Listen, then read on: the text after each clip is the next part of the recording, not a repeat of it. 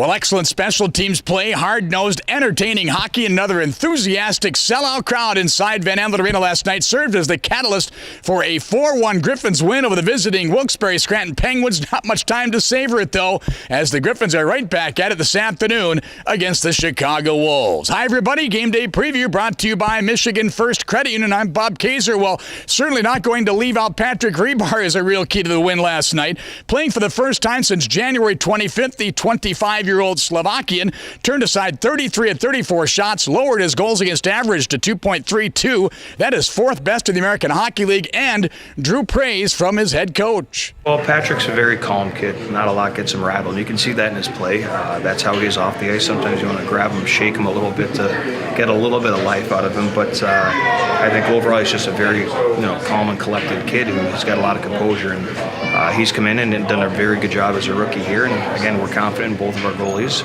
And at a certain point, one of them's going to step up and take the ball and run with it. Well, veteran Hari Sateri is certainly making a strong case to be that guy in net right now with a 1.7 goals against in his last 7 starts, and he'll go back in today against Chicago.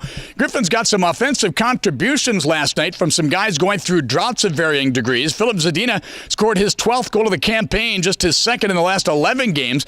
Matt Pumple broke a 4-game pointless streak with a goal and an assist, and Colin Campbell's eventual game winner that broke the 1-1 tie early in the third period was his first goal since December the 5th. Yeah, it's been a while, but as of recent, been getting chances, and that's the most important thing.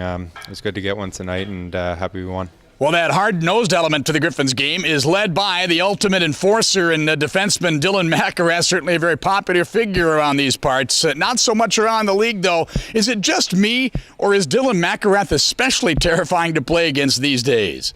Yeah, well, I'm trying to make my presence felt. Sometimes when you just got to go back to basics, and that's what I know well, and so I'm trying to be physical as much as I can. So the Griffins remain atop the Central Division standings by 2 points over the Iowa Wild and 5 over their opponents today, the Chicago Wolves.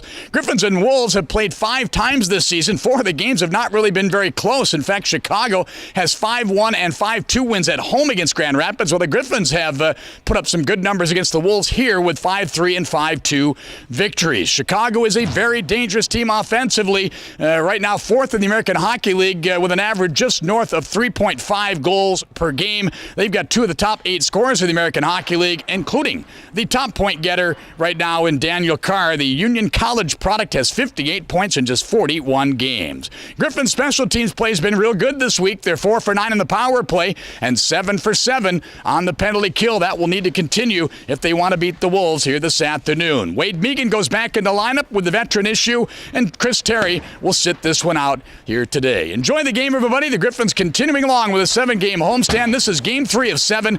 They'll host the San Antonio Rampage next Friday and Saturday. Thanks for joining us for our game day preview. Bob Kaiser saying so long from Van Andel Arena.